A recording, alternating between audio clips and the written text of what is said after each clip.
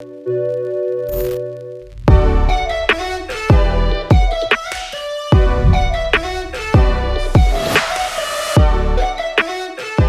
what's up guys, it's Fisayo here and welcome to the TECNO Camon X unboxing and first impressions video. So the first thing we'll get in the box is the Camon X, of course, and we'll be getting to that in a bit. Like every TECNO smartphone package, we get a gift box, and inside it you get usual stuff like the SIM ejector tool. And what's new to me in this gift box is the full body protective case by TECNO themselves, and the finish of the case feels okay and adds some weight to it, making it grippable. Again, you get a Boomplay Music subscription card, your 12 plus 1 month warranty, a user manual, a specification manual. For the rest of the box, we have a charging cable, headphones, and a 5-volt power adapter. So this is the Camon X that launches today in the second quarter of 2018, and let's explore the device. First off, we'll take away the plastic and the screen protector of the phone to reveal the 6-inch HD Plus display on here. And right off the bat, you can tell that it's pretty glossy and definitely a fingerprint magnet. Stick around for more on the display later in this video. Taking the plastic off the back, we review the matte black back that is coated quite similarly to the Camon CM, and what really sticks out are the gold accents on the camera and the logo, which makes this material look ever more premium. On the right side of the phone, we have the power button and volume rockers and the dual SIM and micro SD card slot. On the left and top parts of the phone, there is nothing at all there, and on the bottom of the phone is where we have the speaker grills, the USB 2.0 port, microphone port, and headphone jack. On the front of the phone, we have a 20 megapixel selfie camera with dual flash, which we'll be testing later in this video, and on the back of the phone we have a 16 megapixel camera with ring flash. There's also the fingerprint reader, which is probably not going to be needed because of TECNO's new unlocking feature, but we'll get to that in a bit. As far as build quality goes, and for my initial impressions, the back is plastic just like the Camon CM, which I have with me and I'll be comparing, and the Camon X feels lightweight too, again just like the Camon CM.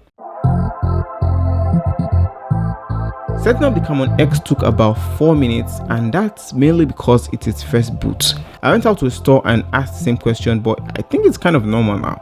Do let me know your thoughts about this in the comment section down below. Apart from that, one thing I'm sure you like is that the phone comes shipped with Android 8.1 Oreo, and I can't wait to play with it. The only thing new to the setup though is TECNO's facial recognition feature called Face ID, which is also on the Infinix Hot S3 as well. Face ID here is quite fast to unlock your phone, and it's even worked in some pretty dark conditions, although it might require flash. One thing is for sure though, I tested it and you can't fool it with an image of you just can't, and overall I think it's a good step.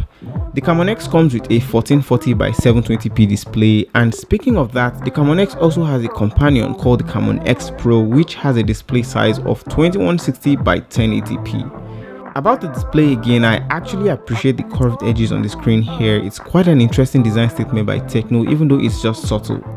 With regards to the specifications, the Camon X comes with an Octa-core processor clocked at 2 GHz, 16 GB of storage, which I think could have been more, 3 GB of RAM, and 3750 mAh non-removable battery. There's also the Camon X Pro with the same processor, the same battery, and 64 GB of storage and 4 GB of RAM. Do let me know what you guys think about the specs in the comment section down below, that like button as well. As far as the camera goes, as I said, we have a 16 megapixel back camera and a 20 megapixel front camera. Well, the Camon X Pro, which I don't currently have here, has 24 megapixels up front and 16 at the back.